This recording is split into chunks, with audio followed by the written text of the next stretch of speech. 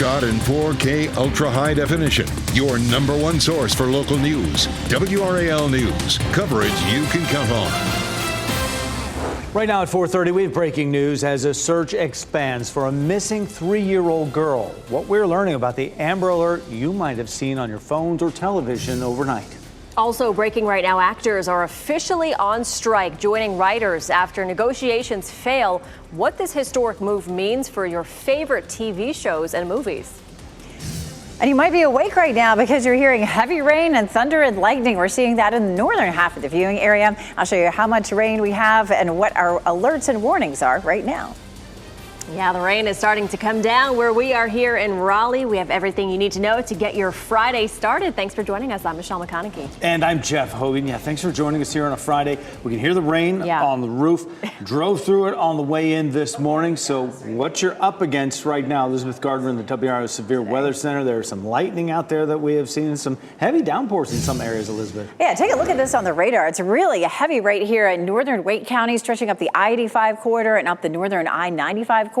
Lots of thunder and lightning. We do have a level 1 risk for severe storms in this area. Nothing is severe right now, but we also have a flood advisory and a flood watch that's in effect in this area. So we've seen at least an inch of rain so far. We could easily see another couple of inches. So especially before the sun comes up, if you're about to head out the door in this area, say from Durham to Raleigh to Rollsville, up toward Lewisburg and Red Oak, up to Henderson, you want to be especially careful, especially on rural roads where the water might be crossing the road in a low spot where a creek is. So just be careful out there until the sun comes up. But yeah, it's really coming down heavily. This is a look at where our flood advisories are right now. And you can see the northern part of Wake County, as well as Roxborough to Henderson and over toward Roanoke Rapids. Those are areas in particular where we've seen some heavy rain just in the last couple of hours. We also have that severe level 1 risk for that same general area. Everybody that's just north of Fayetteville, so Sanford, Raleigh, up toward Roanoke Rapids and back to the west. Here's a look at the flood watch, and that includes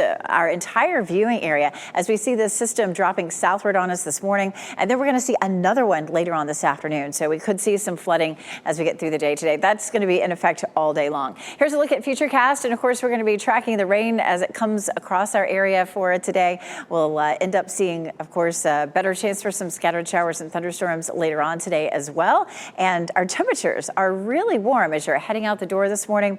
Those temperatures, as we get our map is taking a little nap this morning. But our temperatures are very warm this morning, looking at temperatures in the upper 70s right now. And of course, our rain chances are going to be with us for most of the day. It won't be as hot as it was yesterday. We'll see a high of 90 degrees. Back to that breaking news we told you about off the top. The search is growing for a 3-year-old girl at the center of an Amber Alert. You may have seen this come across your phones overnight or on TV. Police in Mint Hill, which is over near Charlotte, issued an alert last night in an effort to find Adeline Hochstetler. Now, investigators say she was last seen by her father on June 11th. They believe she is with her mother, who has custody, but may be on the run because of pending court hearings over child custody. Police think Adeline's mother may be driving a black 2019 Kia Optima with North Carolina tags FFF 3959. She may be headed out of state to Delaware. If you have any information, you should call 911. And more breaking news this morning. Hollywood actors are now on the picket line, and that means big changes to the movies and TV shows that you watch. The Screen Actors Guild officially joined the writers on strike at 3 o'clock this morning after a vote yesterday. The walkouts by the two groups will stop production of all scripted film and TV shows in the U.S. This means fall TV lineups will be heavy with reality shows that are not affected by the strikes. And productions on streaming services like Netflix will be halted. Independent productions not covered by labor contracts will continue. We're getting our first look at the suspect being held on a $15 million bond after a SWAT officer was shot. Robeson County Sheriff's Office shared these mugshots, 2 of them here. That show late last night they gave us these. And Kendall Deese, Tina Locklear are the 2 people, and started yesterday as deputies served a search warrant at a home on Evergreen Church Road. That's just outside Pembroke. When they got inside the home, Deese began shooting. An investigator was hit and taken to the hospital, but is expected to survive. SWAT says they identified themselves before entering that home. Locklear was also arrested on drug charges. PNC Arena is getting some big upgrades this morning. The group that runs the area, the Centennial Authority, will talk about a list of changes that are on the way. Nearly 80 ideas are on the table right now, but not all of them will happen. They include repurposing the box office concourse and creating new access points for guests and performers. Enhancing our building in sort of the unseen ways, access in and out for concert promoters, for the rodeo folks, for the monster truck folks. You'll see a better choice of options. PNC Arena already hosts more than 400 events each year, including NC State basketball, Carolina Hurricanes games, and a variety of shows. Today's meeting is set for 9 o'clock. Only on WRAL, Durham's police chief is sharing her view of the chaotic moments after a 5-year-old and 15-year-old were shot last week. Chief Patrice Andrews sat down with WRAL's Lena Tillett, and she says her officers and the community are still coming to terms with the death of Chloe Fennell. The initial call to the home on North Guthrie Avenue was for an overdose. Chief Andrews says they learned Brian Luster, relative of Chloe's, had shot at 3 children, hitting 2 of them. When she arrived at the scene, she says her officers were heartbroken. I can't really describe what that feels like, just in your gut, in your heart.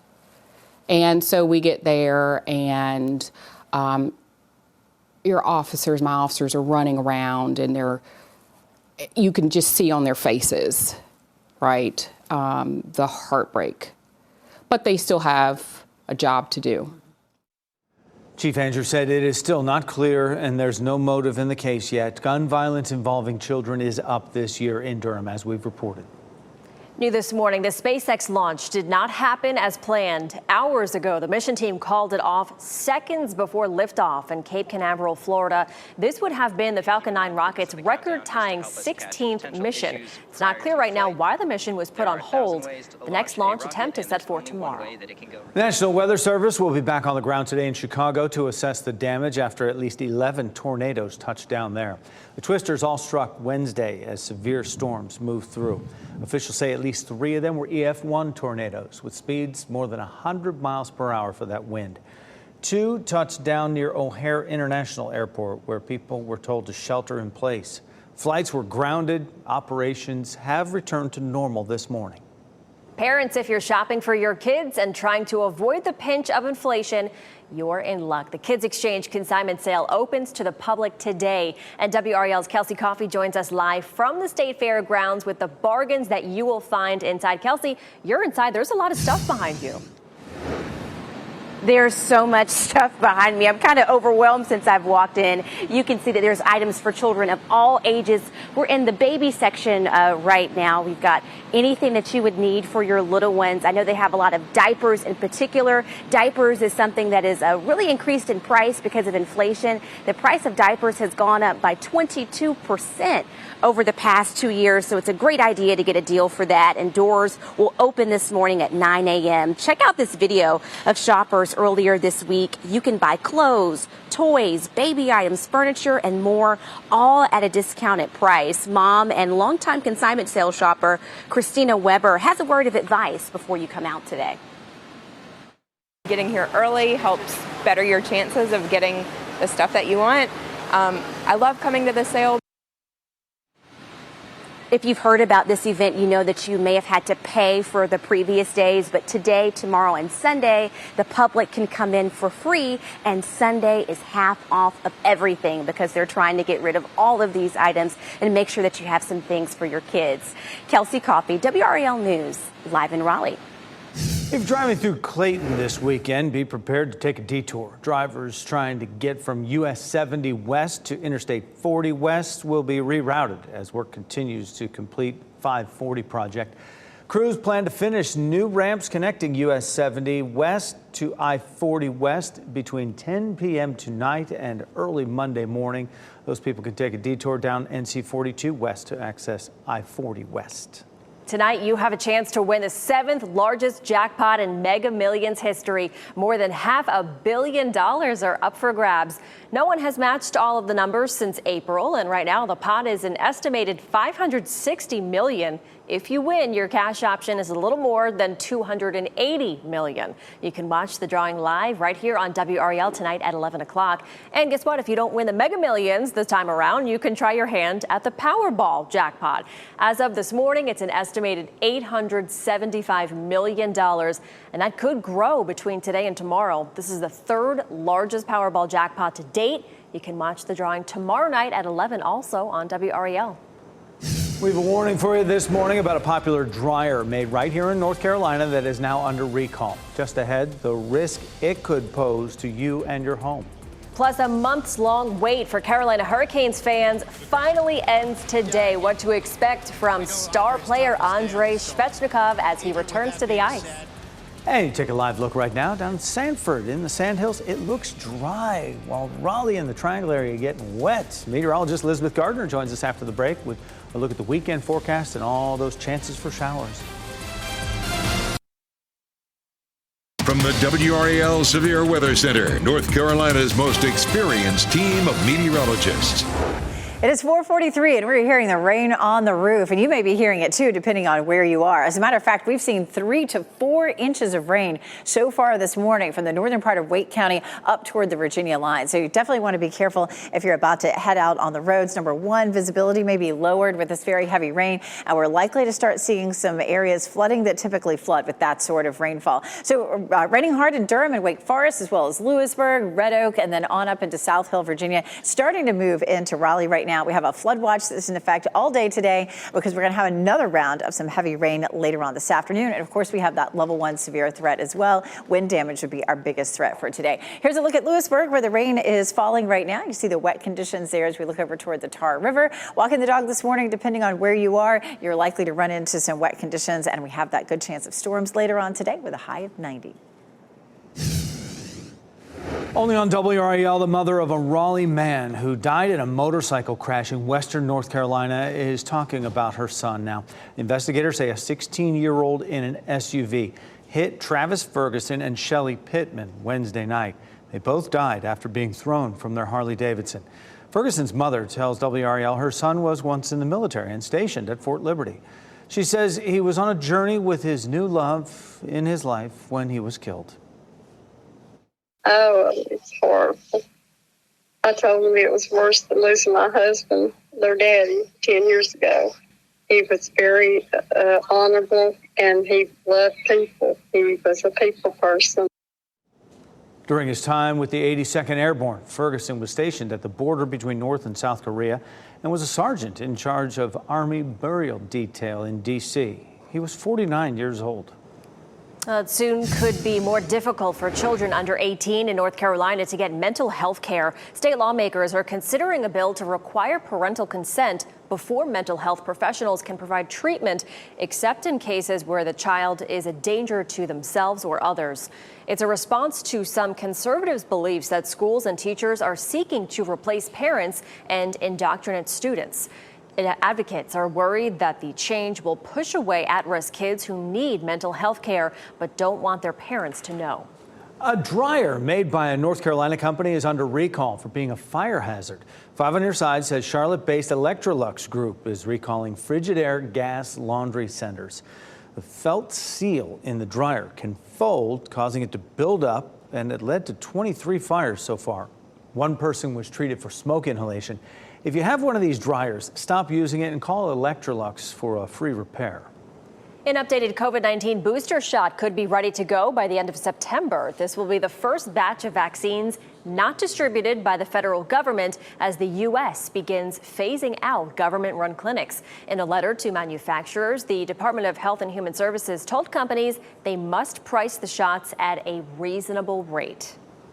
A Durham community center is now open once again, nearly a year after vandals damaged just about everything inside.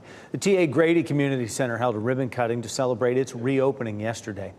All the damage has been repaired now, and the building even got some upgrades. The newest addition is workstations to help people get training and skills for the working world. Durham housing authorities say that some of the work to rebuild that center was done by the vandals who were tracked down by community members. Well, here's some news Carolina Hurricanes fans have been waiting for. Andrei Svechnikov is getting back on the ice today for the first time since his knee surgery.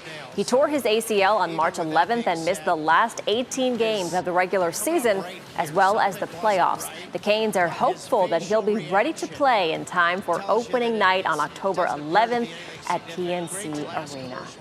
Here's hoping. Yeah, it's a good sign. He'll have some more of the summertime to heal up.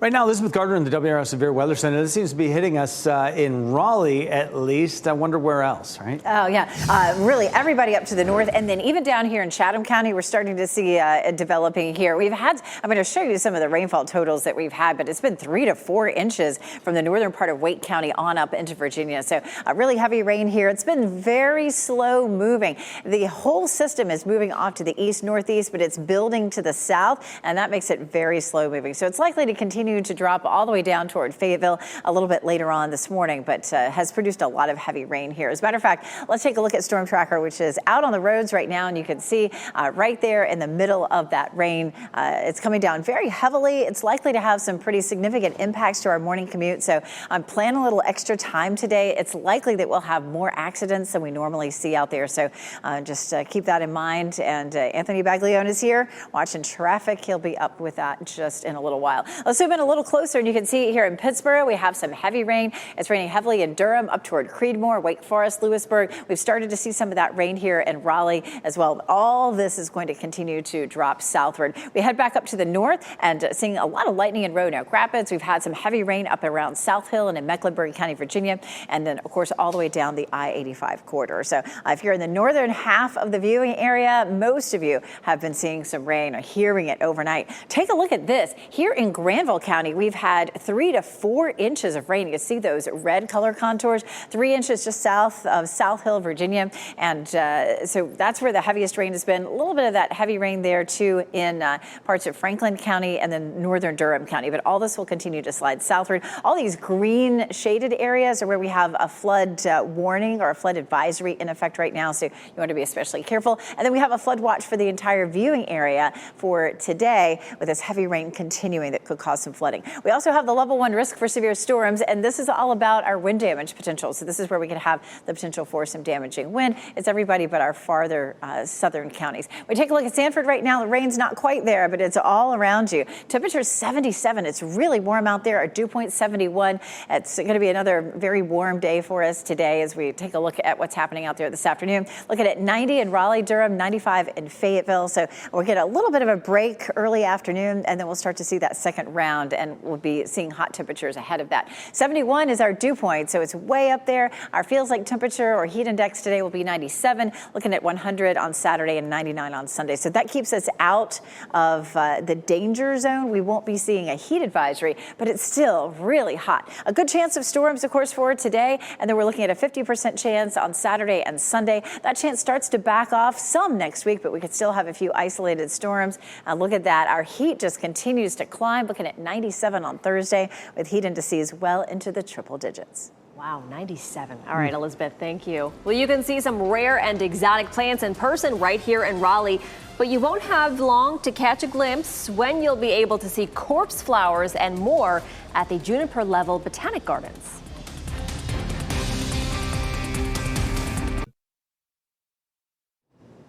Welcome back. What a neat project here. Wake Tech is currently building an entire town under a roof. This is what mock Main Street will look like. Police, fire, and emergency crews will train here on real-life scenarios to keep our community safe. WRAL's Matt Tallhelm takes us inside for a tour you'll see only on WRAL. They've designed this area here to simulate a playground outside of a school. It could be used for training on severe weather, how to get kids inside safely, or a school shooter. First responders will be able to drive right up here to the curb like they would in a real-life situation and rush inside to confront the threat. So this is the front office of this school pod. Jamie Wicker is Provost of Public Safety Education at Wake Tech. When you come in, we have classrooms. She leads the team that's taking training for first responders to a new dimension inside this public safety simulation complex. There's active shooter, school shooters. We can do EMS, medical emergencies. We can do fire scenarios. The community college is replicating a town under the roof of this building on the future Eastern Wake campus. Lining the street inside, there's a jail, a store, the school, and a two-story townhome. It can be used for realistic scenarios, for de-escalation, for patient care, for assessment, for communication. Right now, you still have to do some imagining while construction crews work to finish the training complex. There's not a facility like this in the United States where you'll be able to reenact scenarios that we hope never really happen in our community. This rendering shows the full view walking through the simulated town. Instructors will be able to stage different emergencies here. We're not saying, well, if this were to happen, what you would do is, or what you should do is. We're saying, here's the scenario, let's go work through it. This space will be used by current first responders to update their training, as well as Wake Tech students. It's set to open in January. Matt Tallhelm, WRAL News, Wendell. The Juniper Level Botanic Garden is opening for 2 weekends only. You can stop by and look at rare and unusual plants from all over the world, including century plants, a corpse plant, and some unique trees. It'll be open Friday and Saturday from 8 to 5 and Sunday from 9 to 5 this weekend and next. It's at 9241 Sauls Road in Raleigh. And the Botanic Garden is where we got our century plant that's in the WRAL Azalea Gardens. Here is a live look there. You can see it is starting to wither away after its bloom that actually started back in May. So come stop by and see it before it's gone, or watch the live stream on WRAL.com. Bring an umbrella if you're coming today. We've been watching it grow. The search is underway for a 3-year-old that was last seen by her dad in early June, where police believe she and her mother might be headed. And are diet sodas safe to drink? Coming up, the possible link between aspartame and a certain type of cancer. And bye-bye swim trunks. Hello, Speedos. We'll take a look at the reemergence of the divisive style of bathing suit.